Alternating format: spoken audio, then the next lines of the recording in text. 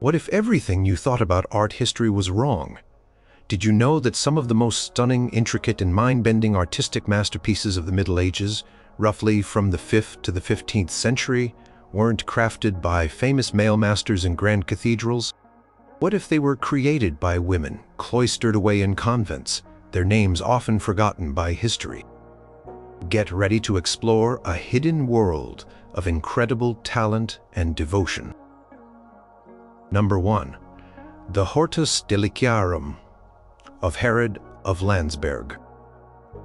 Deep in the heart of Alsace, a region now part of modern-day France, but then a vibrant cultural crossroads, there existed a place of immense learning and artistic endeavor, Hohenburg Abbey, and at its helm, in the latter half of the 12th century, was an extraordinary woman named Herrad of Landsberg. She wasn't just an abbess, she was a visionary scholar, a meticulous organizer, and a driving force behind one of the most ambitious artistic and intellectual projects of her time, the Hortus deliciarum, or the Garden of Delights. This isn't just a book. It's a monumental encyclopedia, a grand compendium of knowledge, wisdom, and breathtaking art, all brought to life by Herrad and the community of nuns under her guidance. Imagine a book so vast, so comprehensive, that it sought to capture nearly everything known to humanity in its day, from theology and philosophy to history, mythology, and even practical advice. The Hortus delicarum was exactly that. It was written in Latin, the language of scholarship, but it wasn't meant for a select few. It was designed to educate and inspire the nuns of Hohenburg, a visual and textual feast to guide their spiritual and intellectual growth. Every page was a testament to the dedication of its creators. A collaborative effort where Herrad provided the overarching vision, and her fellow nuns contributed their skills as scribes, illuminators, and perhaps even as researchers and compilers of the vast amount of information contained within its folios. The making of such a magnum opus was an undertaking of epic proportions. Vellum, the prepared animal skin used for manuscript pages, had to be painstakingly cleaned, stretched, and cut to uniform size. Think about the sheer number of animals required to provide enough vellum for hundreds of pages, each page a precious canvas. Then came the scribes, their hands steady, their focus absolute, as they carefully copied out the Latin text, letter by letter, word by word. This was not merely transcription, it was a meditative act, a devotion in itself. Consistency of the script across many pages speaks to the rigorous training and discipline within the Hohenburg scriptorium, a place where nuns were empowered to master skills usually associated with male monastic houses.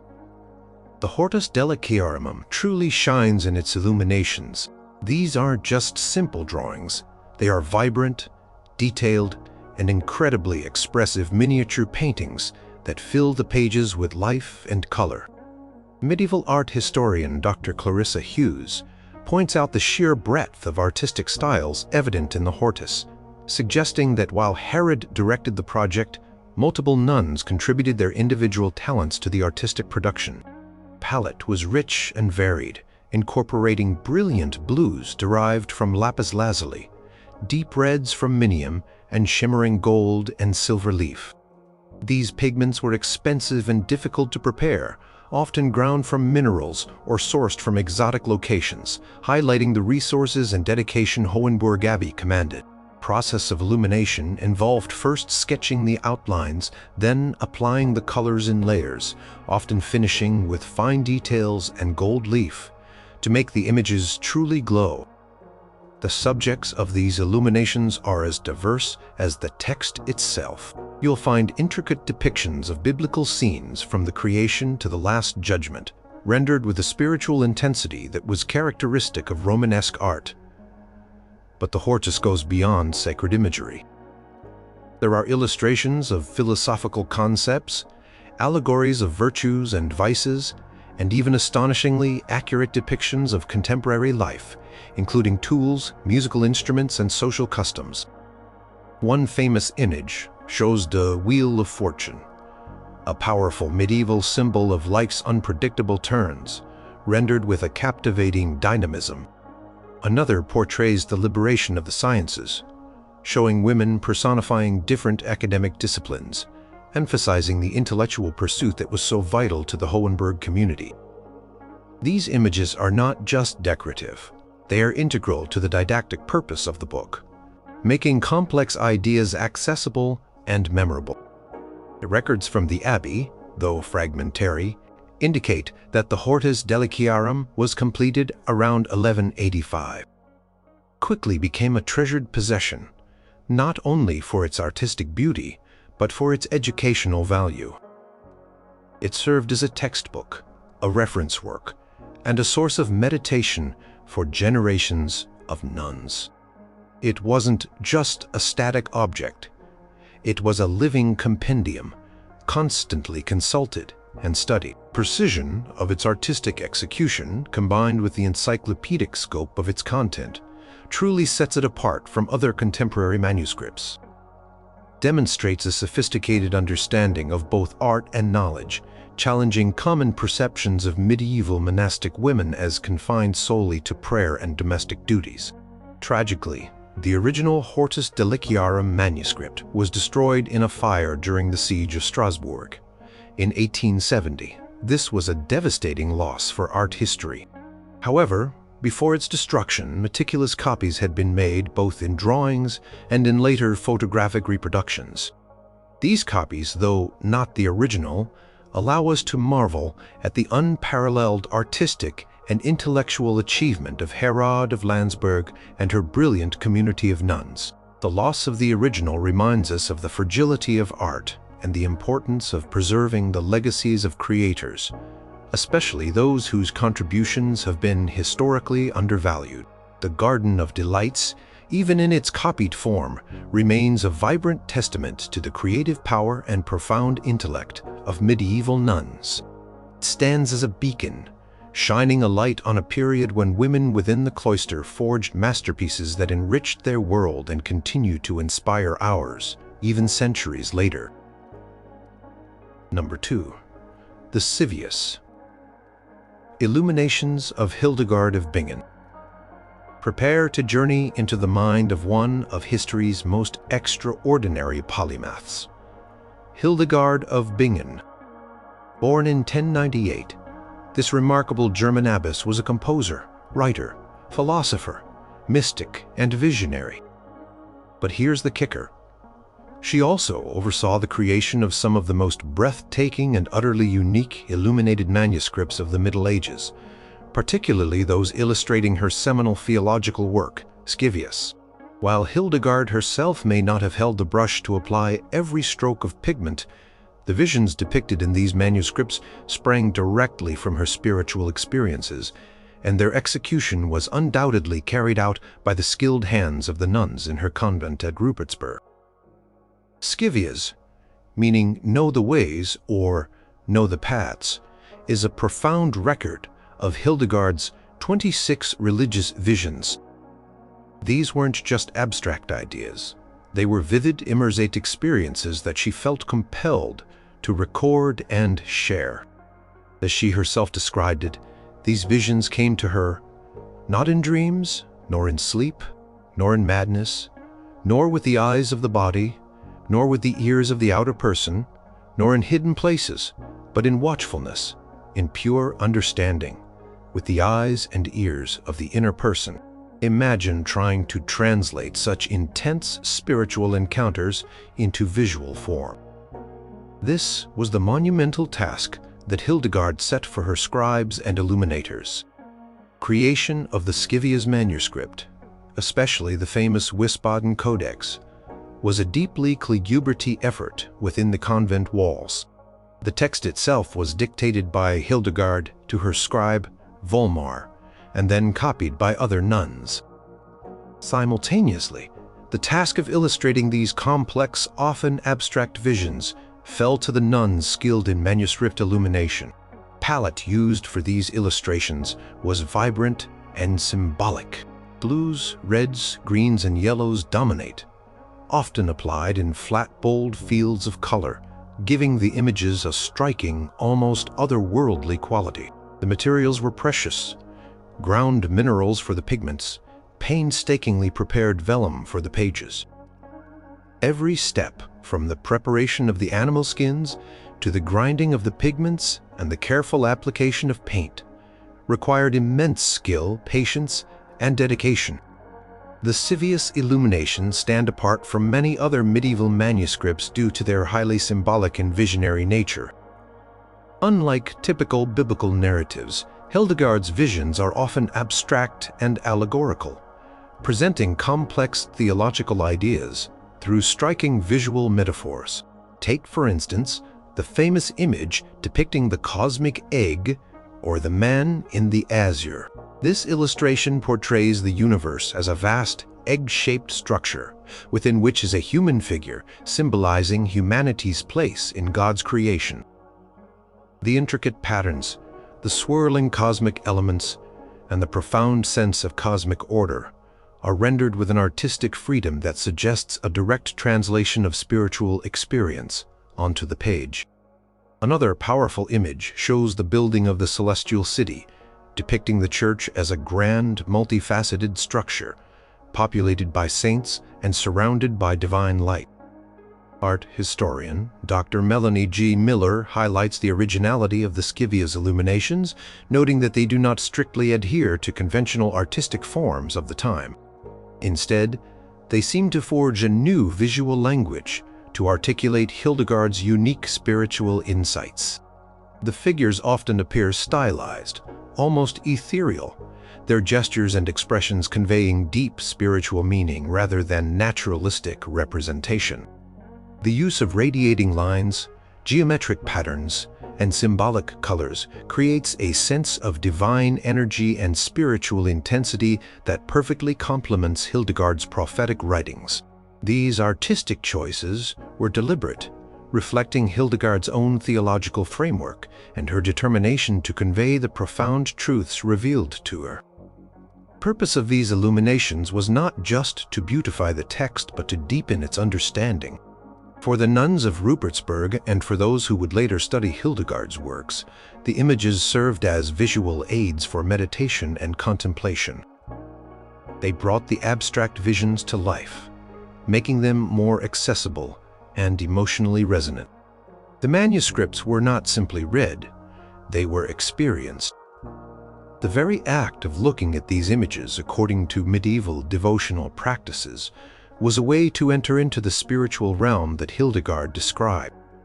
The meticulous detail and the vibrant colors underscore the importance of the divine message contained within the pages.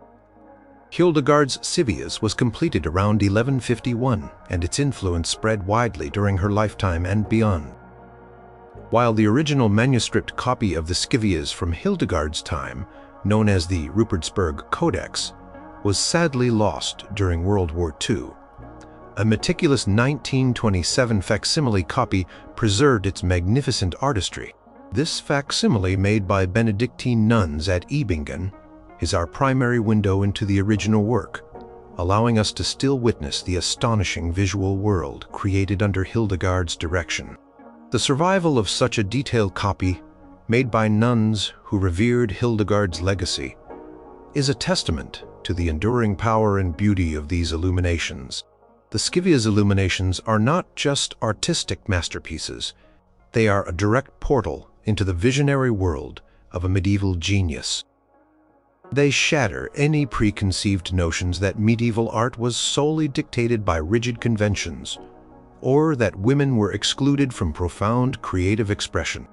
Instead, they reveal a dynamic artistic environment within the convent, where spiritual insight was translated into groundbreaking visual art, leaving an indelible mark on the history of art and spirituality. These images stand as a powerful reminder of the artistic prowess and intellectual courage of Hildegard of Bingen and the talented nuns who helped bring her visions to life. Number 3. The Quedlinberg Tapestries. Imagine textiles so ancient, so incredibly intricate, that they feel like whispers from 1,000 years ago. We're talking about the Quedlinberg Tapestries, some of the oldest and most significant surviving medieval textiles in Europe. And guess what? They were almost certainly crafted by the skilled, patient hands of nuns at Quedlinberg Abbey in Germany. This wasn't just a place of prayer. It was a powerful imperial abbey, home to aristocratic women, including daughters of emperors, who were educated and engaged in sophisticated artistic production. Quedlinberg tapestries are not tapestries in the later sense of woven pictures, but rather monumental embroideries created using a technique known as stem stitch and chain stitch, which allowed for remarkable detail and texture. Only a few fragments of these magnificent works survive, but even these pieces speak volumes about the artistry involved. The most famous fragment, often referred to as the Tapestry of the Marriages or Tapestry of the Weddings, depicts allegorical scenes, possibly illustrating the concept of a marriage between different virtues, or perhaps a political alliance. The scale of the original work would have been immense, covering significant wall space within the abbey, much like later frescoes or painted murals. Creation of such large-scale embroidered works was a labor of intense love and devotion. First, the design would have been carefully drawn onto the linen or wool ground fabric. This preliminary drawing would have been the blueprint for the entire piece, guiding the embroiderers. Then came the painstaking work of stitching. Think about the countless hours, days, even years it would have taken for a group of nuns to meticulously sew every single detail. Each thread, dyed with natural pigments from plants and insects, had to be carefully chosen for its color and luster. Medieval art historian Dr. Philippa T. Saunders notes that the use of vibrant colors like blues, reds, and greens, derived from woad, madder, and weld, speaks to the resources available to such a prominent abbey.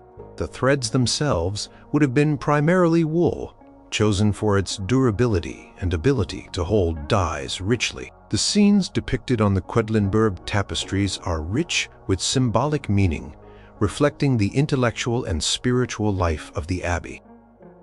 One of the surviving fragments shows two figures labeled fecunditas, fruitfulness, and sapientia, wisdom, standing next to a flowering tree.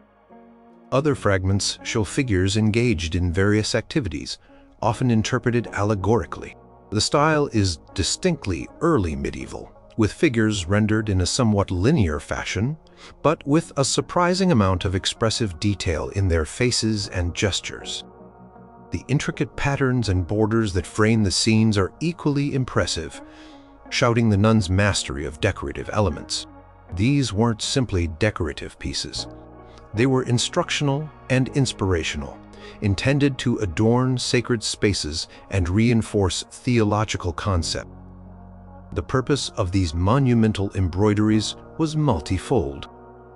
They provided warmth and insulation in the large stone halls of the abbey, but more importantly, they transformed the environment into a visual narrative of faith and moral instruction. Imagine walking through the cloisters or congregating in a chapter house adorned with these vibrant, storytelling hangings.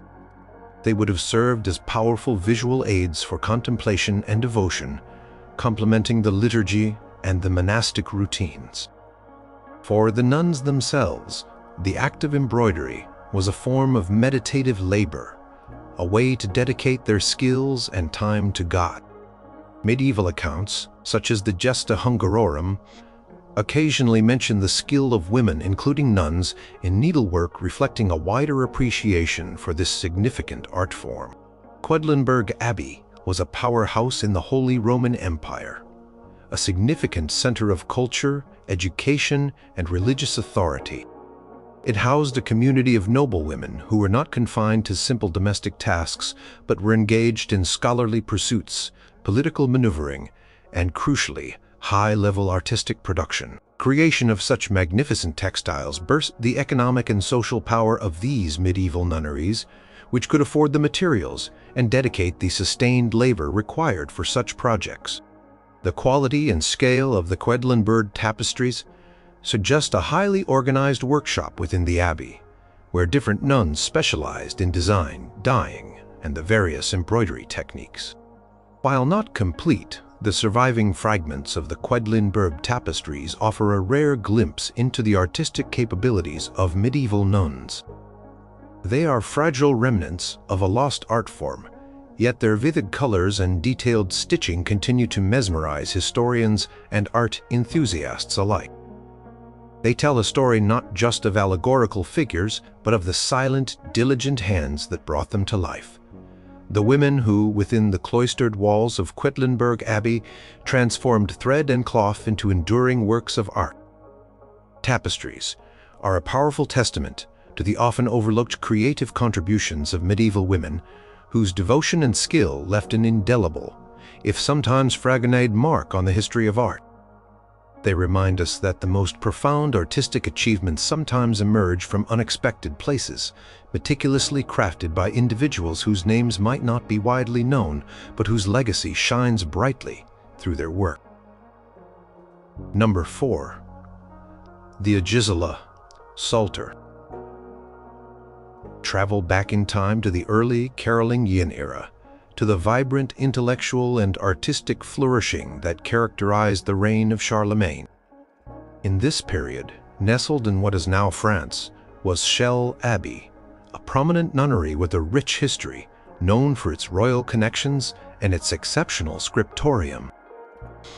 It is here that we encounter a stunning manuscript known as the Agisilla Psalter, a masterpiece of illumination believed to have been made by or directly overseen by Abbess Agisilla, the sister of Charlemagne himself.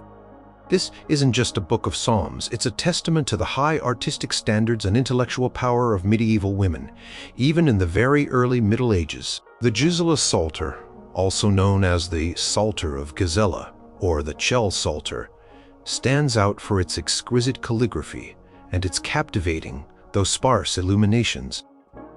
Produced around the late 8th or early 9th century, it reflects the artistic innovations of the Carolingian Renaissance, a period marked by a revival of classical learning and art. The very act of creating a psalter, a book containing the Psalms from the Bible, often used for daily prayer and devotion, was central to monastic life. But the Agisilla Psalter elevates this functional object into a work of unparalleled beauty.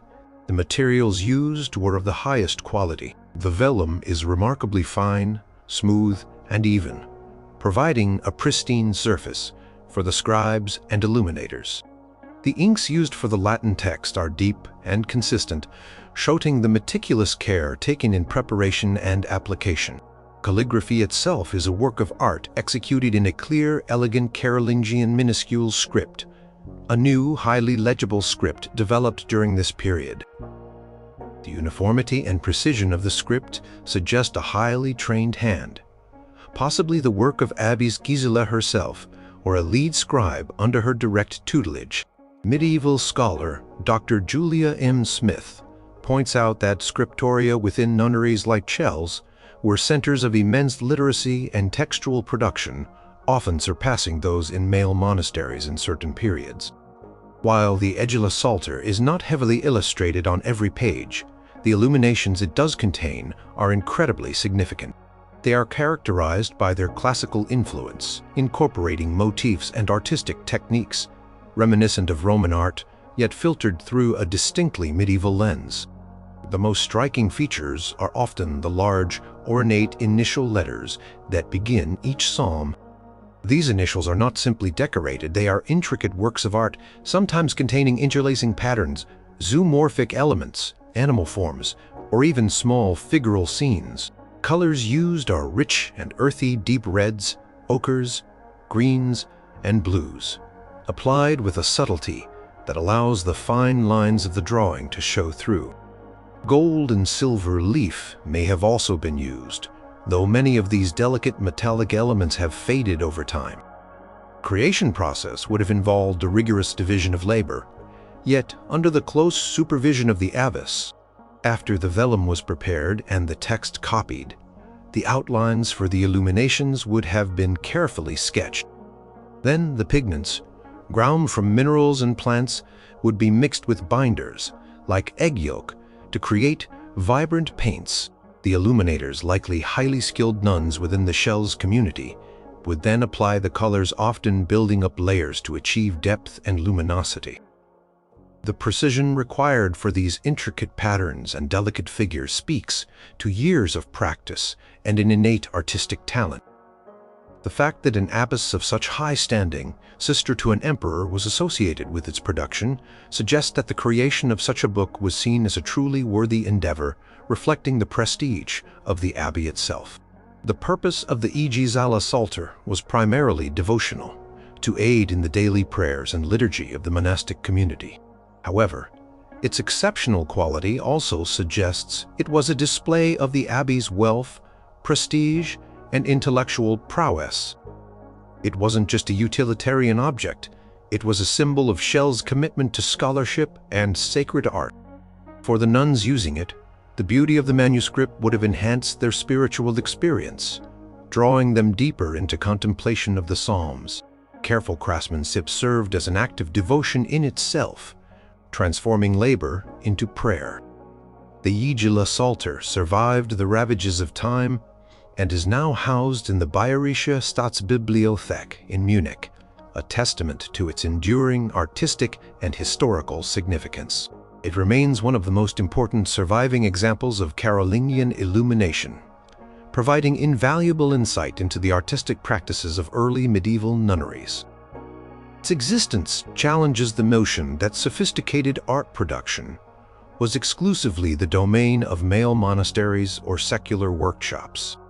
Instead, it highlights the vibrant and often overlooked artistic contributions of women within monastic communities, treating their role not just as patrons but as active creators of some of the most beautiful and culturally significant artifacts of their age. The Agisilla Psalter stands as a quiet but powerful monument to the artistry, intelligence, and devotion of Abbess Agisilla and her community at Shels. Number 5. The Edgi Salter. Let's journey back to Anglo-Saxon England, a land steeped in legend and burgeoning artistic traditions. Here, around the 10th century, stood Wilton Abbey, a prominent and influential nunnery known for its royal connections and significant artistic output. It is from this vibrant center that we get the Edgi Salter, a captivating manuscript that stands as a testament to the exceptional skills of the scribes and illuminators who worked within its cloistered walls. This isn't just a book of psalms, it's a living piece of Anglo-Saxon history, imbued with profound artistry and spiritual devotion, directly connected to a powerful female monastic community. The Edgi Salter is named after Queen Edith, the wife of Emperor Otto I, who was a daughter of King Edward, the Elder of England. Though the Psalter itself was made in England, perhaps specifically for her or gifted to her, its enduring association with Wilton Abbey and its high quality suggest a strong connection to female monastic workshops. Wilton was a major nunnery, attracting women from aristocratic families, and it was renowned for its learning and its scriptorium. The manuscript style, rich with insular and Ottonian influences, speaks to a sophisticated artistic environment where different traditions converged and evolved. Creation of the Edgi Salter was an undertaking of immense precision and artistic flair. The vellum used for its pages is of excellent quality, providing a smooth, bright surface that allows the pigments to shine.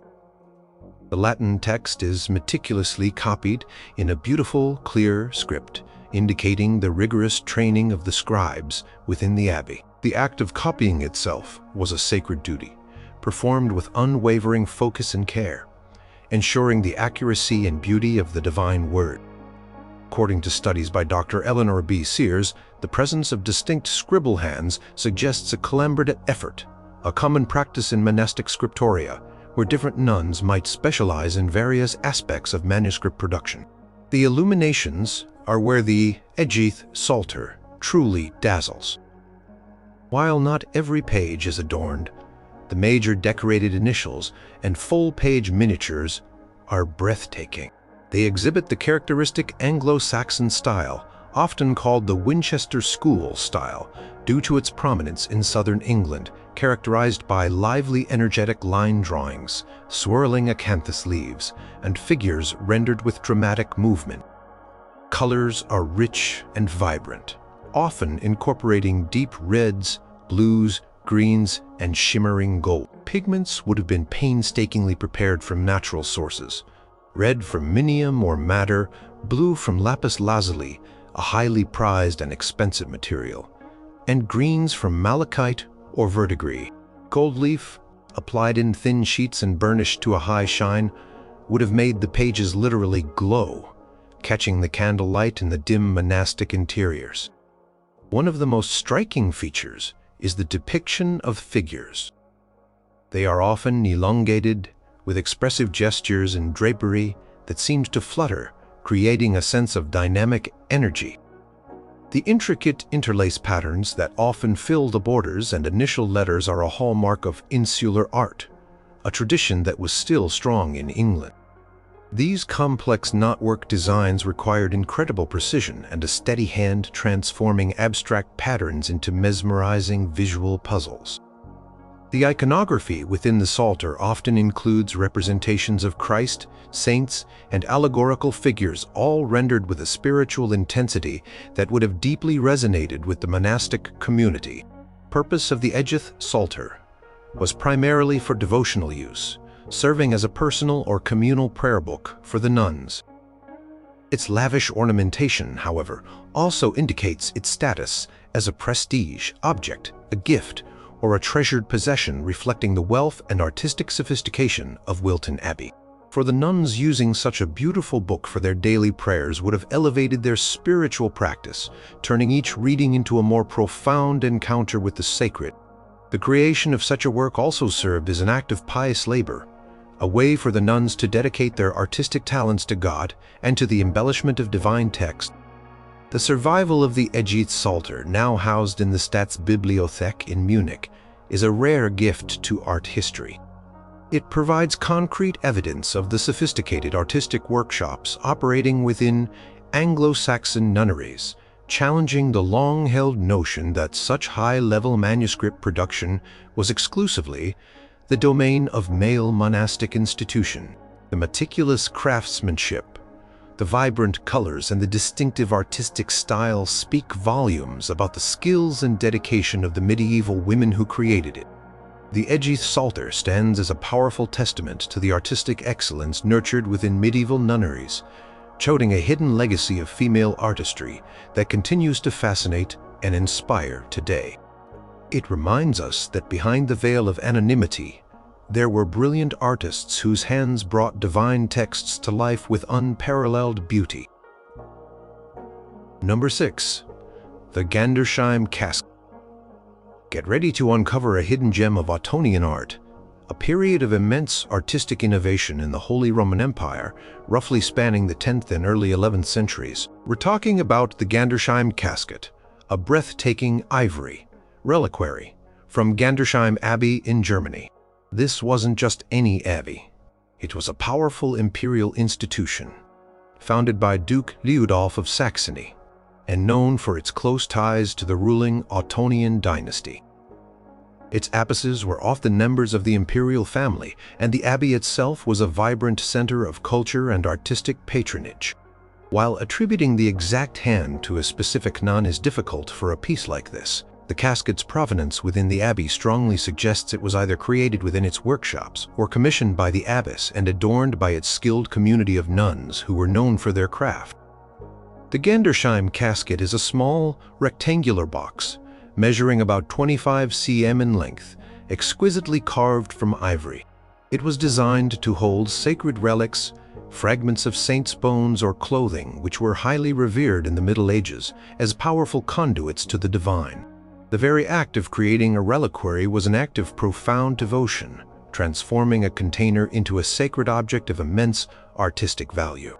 Choice of ivory itself is significant.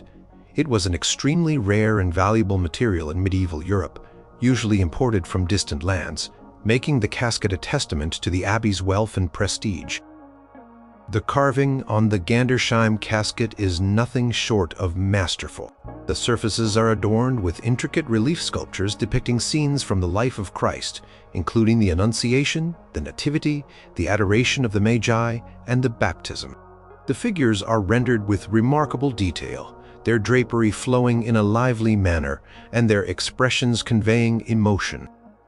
Art historian Dr. Elizabeth C. Brown highlights the sophisticated iconography and the dynamic quality of the carving, suggesting a highly skilled artisan or group of artisans at work. The scenes are framed by delicate borders, featuring acanthus leaves and geometric patterns, elements characteristic of Ottonian art, which often drew inspiration from late Roman and Byzantine styles, but imbued them with a new spiritual intensity. The process of carving ivory was incredibly challenging and required immense patience and skill.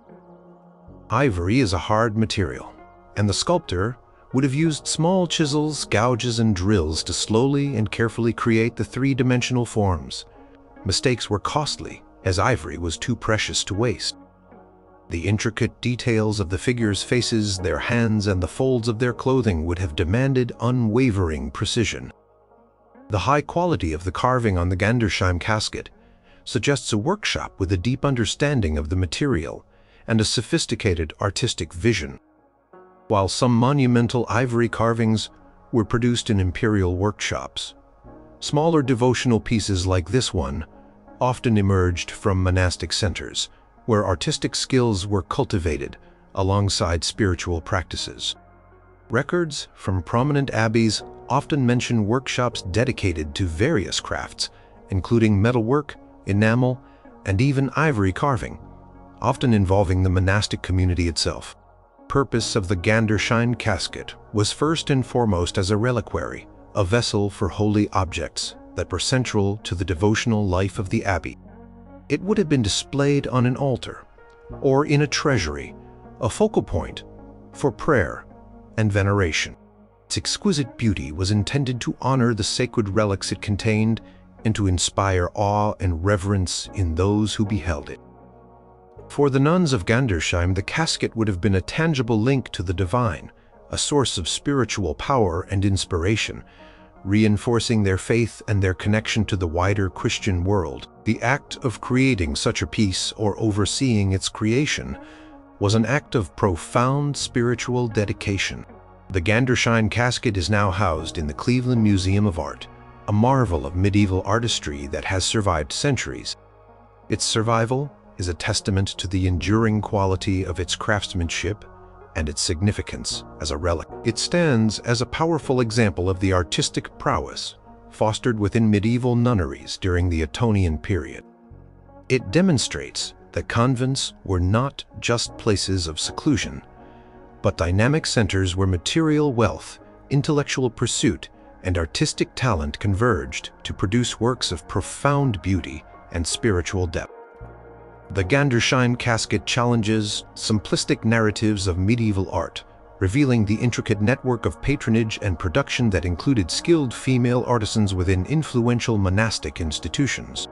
It reminds us that the most treasured objects of the Middle Ages were often the fruit of meticulous, dedicated hands, often hidden behind the veil of the cloister. Number 7. The Gospels of Abbis Uta of Niedermünster. Prepare to be dazzled by a kaleidoscope of color and divine geometry. We're delving into the world of the Ottonian Renaissance, specifically to Niedermünster Abbey in Regensburg, Germany, where a remarkable manuscript known as the Gospels of Abbis Uta was created around the year 1025. This isn't just another gospel book. It is an extraordinary masterpiece of manuscript illumination, believed to have been commissioned by and intensely influenced by its namesake, Abbis Uta, and meticulously crafted by the skilled hands of scribes and illuminators within her flourishing monastic. The Gospels of Abbis Uta is renowned for its highly complex theological program, intricately woven into its stunning visual art. It's not simply a collection of biblical texts. It's a profound theological treatise presented in visual form, designed to convey deep spiritual truths. The manuscript structure, its choice of imagery, and the very layout of its pages speak to an intentional, scholarly approach to illumination, one guided by profound intellectual thought. Medieval art historians like Dr. Jeffrey F. Hamburger emphasized the intellectual sophistication behind these illuminations, often attributing much of the theological direction to Abbis Uta herself. Creation of such a lavish manuscript was an undertaking of immense scale and precision. The finest vellum was prepared, painstakingly cleaned and smoothed, to create a flawless surface for the sacred text and its accompanying illustrations.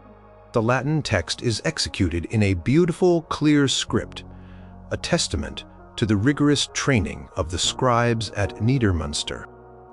But it's the illuminations that truly elevate this manuscript to the realm of high art. The palette is incredibly rich and vibrant, dominated by shimmering gold, deep blues, radiant reds, and lustrous greens. These pigments were meticulously prepared from precious minerals and dyes, often imported from far-flung regions, highlighting the wealth and resources available to Niedermünster Abbey, a major Benedictine nunnery. The artistic style of the Gospels of Abbis Uta is distinctly Ottonian, characterized by a bold use of color, strong outlines, and highly symbolic imagery rather than strict naturalism. The figures are often elongated and stylized, with expressive gestures and large, intense eyes that seem to gaze directly into the viewer's soul. Truly sets these illuminations apart is their intricate geometric compositions and the complex symbolic programs embedded within them. Take, for example, the famous crucifixion page, which is not merely a depiction of the event, but a theological diagram, illustrating cosmic and theological relationships through its precise placement of figures and symbolic elements. The evangelist portraits, too, are highly original, framing the seated figures within elaborate architectural settings or swirling cosmic patterns. Process of illumination would have been a collaborative effort within the Abbey scriptorium. After the text was copied, the outlines for the illustrations would be carefully drawn onto the vellum. Then the illuminators, highly skilled nuns within the community, would apply the colors layer by layer. Gold leaf would have been laid down first, followed by successive washes of transparent pigments to achieve depth and luminosity. The intricate details of the drapery, the architectural elements, and the symbolic patterns would have required an incredibly steady hand and immense patience, suggesting years of dedication to the craft. The fact that the entire project was overseen by Abbis Uta, who is often depicted within the manuscript itself, shows her direct involvement in its intellectual and artistic direction. The purpose of the Gospels of Abbis Uta was undoubtedly liturgical and devotional. It would have been used during solemn masses and other religious ceremonies within the abbey, its beauty enhancing the sacred ritual. Its elaborate decoration also served as a powerful symbol of the abbey's prestige, its abbess's spiritual authority, and its dedication to the highest forms of religious art and scholarship. For the nuns of Niedermünster, the manuscript would have been a constant source of inspiration and instruction, a visual embodiment of their faith and the theological insights central to their monastic life. The act of its creation was itself a profound expression of devotion, transforming artistic labor into spiritual offering. The Gospels of Abbis Uta is now preserved in the Bayerische Staatsbibliothek in Munich, a surviving testament to the artistic and intellectual vibrancy of Ottonian nunneries. It stands as one of the most remarkable examples of medieval manuscript illumination, recognized for its theological complexity and its sheer artistic brilliance. Its existence challenges the simplistic notion that women in the Middle Ages were confined to domestic roles. Instead, it reveals them as powerful intellectual and artistic forces capable of producing masterpieces that combine profound spiritual insight with unparalleled craftsmanship. The Gospels of Abbis Uta is a shining example of how medieval nuns, driven by faith and intellect, contributed significantly to the rich tapestry of European art history, leaving behind works that continue to awe and inspire centuries later. Number 8. The Psalter of St. Louis. Certain illuminations. step into the radiant world of High Gothic France, a period characterized by towering cathedrals, stained glass that seemed to capture heaven's light, and an explosion of exquisite manuscript illumination. Amidst this artistic fervor, a unique and significant contribution came from the quiet yet intensely creative communities of nuns. While the famous Psalter of St. Louis, created for King Louis IX of France around 1253 to 1270, is a known masterpiece, art historical research increasingly points to the involvement of skilled female scribes and illuminators from prominent nunneries in its creation. Convents like Poissy and Longchamp, both founded by the French royal family, were not merely places of prayer. They were centers of intellectual and artistic patronage, often employing and training women in the highest forms of manuscript production. The Psalter of St. Louis is a jewel of Gothic art, celebrated for its stunningly rich illuminations and its meticulous craftsmanship. It is a work of private devotion, intended for the personal use of King Louis IX, a monarch renowned for his piety and his passion for collecting sacred relics and beautiful books. The fact that portions of this royal commission may have been executed by nuns speaks volumes about their recognized expertise and the high regard in which their artistic skills were held. Art historian Dr. Sarah L. Harris emphasizes that the royal family often sponsored convents, recognizing their role as centers of learning and artistic excellence. Creation process for a manuscript of this caliber was incredibly labor-intensive and precise. The vellum of the highest quality was prepared to achieve a velvety, smooth, translucent surface. The Latin text of the Psalms is written in a graceful Gothic textura script, indicative of highly trained scribes, but it is the 142 full-page miniatures, each depicting a biblical scene, that truly make this Psalter unforgettable.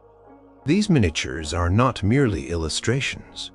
They are vibrant, intricate paintings that fill the entire page, often framed by elaborate architectural motifs and gilded backgrounds that shimmer with light. Palette used in the Psalter of St. Louis is astonishingly rich, dominated by brilliant blues, intense reds, shimmering gold, and vivid greens. These pigments were exceptionally costly and difficult to produce. Lapis lazuli, the source of the deep blue, was imported from Afghanistan and was more expensive than gold. Gold leaf, applied in thin sheets and burnished to a mirror-like shine, was used extensively, creating a sense of divine radiance that permeates the entire manuscript. Technique involved first outlining the compositions, then applying the gold, followed by layer upon layer of transparent and opaque pigments to achieve depth, luminosity, and vibrant color. The meticulous rendering of details, from the delicate folds of drapery to the expressive faces of the figures, speaks to immense artistic skill. The style of the Illuminations is characteristic of High Gothic art, characterized by elegant, elongated figures, graceful gestures, and a sense of emotional depth. The artists demonstrate a keen awareness of narrative, conveying the stories of the Old Testament with dramatic flair and spiritual intensity. The scenes are often set within intricately detailed architectural structures, reminiscent of the soaring Gothic cathedrals being built concurrently. The overall effect is one of unparalleled richness and beauty, designed to inspire awe and devotion in the royal reader. While the specific names of the female illuminators are not recorded, the consistent quality and stylistic elements suggest a highly organized workshop, likely within a convent, where a team of skilled nuns worked in concert, mastering these intricate techniques. The purpose of the Psalter of St. Louis was profoundly devotional. It served as a personal prayer book for the pious king, guiding his daily meditations and connecting him visually to the narratives of faith. Its lavish decoration was also a reflection of royal piety and patronage, tracting the king's wealth and his dedication to commissioning the most beautiful objects for spiritual practice. For the nuns who may have contributed to its creation, the act of illumination was itself an act of devotion, a way to participate in the sacred by beautifying the divine word. The long hours spent meticulously applying paint and gold leaf were considered a form of prayer, a spiritual offering through artistic labor. The Psalter of St. Louis is now a prized possession of the Bibliothèque Nationale de France in Paris, its brilliance undimmed by centuries. Its existence, and the growing evidence of female monastic involvement, profoundly reshapes our understanding of Gothic art production. It challenges the conventional narrative that attributes all major artistic commissions to male workshops, revealing instead a more nuanced landscape where convents were active, skilled, and often highly sought-after centers of artistic excellence. The Psalter of St. Louis stands as a glowing testament to the hidden yet powerful artistic contributions of medieval nuns, whose meticulous craftsmanship and profound spiritual insight continue to captivate and inspire. Their skilled hands brought forth images of such splendor that they graced the personal libraries of kings, leaving an enduring legacy of beauty and devotion. Number 9. The Life of St Ratagund manuscript, Poitiers. Let's journey back to the very foundations of medieval Europe, to the Merovingian era, a time often called the Dark Ages, but which was in fact a period of remarkable cultural and artistic development. Our destination is Poitiers, in what is now France, and the Abbaye St. Croix, one of the earliest and most influential nunneries in Western Europe.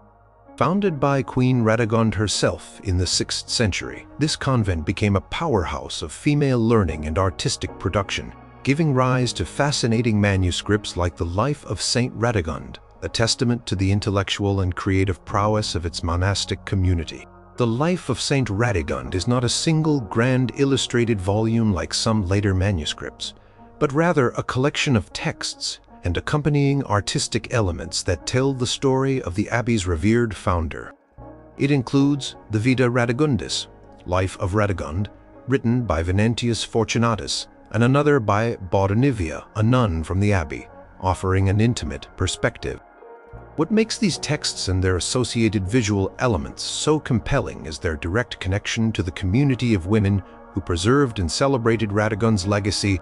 While complete, heavily illuminated copies from this early period are rare, the tradition of producing and augmenting these hagiographical texts with artistic embellishments within the abbey was strong, suggesting the active involvement of the nuns themselves. Creation of such hagiographical manuscripts, telling the lives of saints, was a vital part of monastic devotion and communal identity.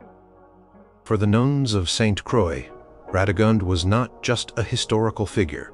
She was their spiritual mother, a powerful intercessor and a model for their lives. The painstaking copying of her Vita and its adornment with artistic elements, even if simple in comparison to later Gothic works, was an act of profound veneration. The materials used, though less lavish than later centuries, were carefully prepared. Vellum, the script would have been an early medieval minuscule, clear and legible, indicating the rigorous scribble training within the convent. While full-page miniatures from this very early period are scarce, the artistic contributions would have manifested in several ways. Initial letters would have been decorated sometimes with intricate knotwork or zoomorphic designs, touting the scribe's artistic flair. Marginalia, or small drawings in the margins, might have illustrated key moments from Radagund's life or symbolized her virtues. These early visual elements, though perhaps not as complex as later Illuminations, were crucial for emphasizing certain passages, aiding memory, and adding a layer of visual richness to the sacred text. Art historian Dr. Elizabeth A. Clarke highlights the importance of visual narratives, even in their simplest forms, in shaping the spiritual experience of medieval monastic communities. The purpose of the Life of St. Ratagund was primarily devotional and communal. It served as a source of inspiration for the nuns, reminding them of their founder's holiness, her dedication to asceticism, and her powerful intercession. These texts would have been read aloud in the refectory, studied in the chapter house, and contemplated in individual cells. The accompanying artistic elements, no matter how modest, would have enhanced the spiritual impact of the narratives, making Ratagund's story more tangible and evocative. The act of producing these manuscripts was an act of preserving their communal history and their spiritual lineage. Abbé Sainte Croix, even in the early Middle Ages, was not isolated. It maintained connections with other monastic centers and royal courts, fostering an environment where scholarship and artistic pursuits thrived. The fact that a nun, Baudonivia, was one of the biographers of Ratagund speaks volumes about the intellectual capabilities and literary output encouraged within its walls. Continued copying and recopying of Ratagund's Vita throughout the centuries, often with new artistic interpretations or additions, points to a living tradition of scholarship and art deeply rooted in the convent. While no single, perfectly preserved, lavishly illuminated Life of St Ratagund manuscript from the 6th–9th centuries exists today, in the same way as later masterpieces, the continuous textual and artistic traditions surrounding her Vita within Sainte Croix provides compelling evidence of sustained artextigevitas Sainte Croix Paradius.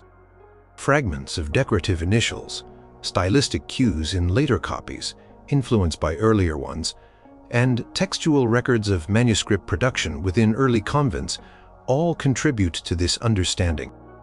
The focus here is on the cumulative artistic effort over centuries within a single powerful nunnery. The enduring legacy of Saint Ratagund, passed down through generations of nuns in her abbey, ensures that her life story and the artistic efforts to preserve it remain a significant testament to the creative and intellectual contributions of medieval women in one of the earliest and most influential European convents. Their work, though perhaps less overtly dazzling than later golden books, formed the very bedrock of medieval artistic and literary culture.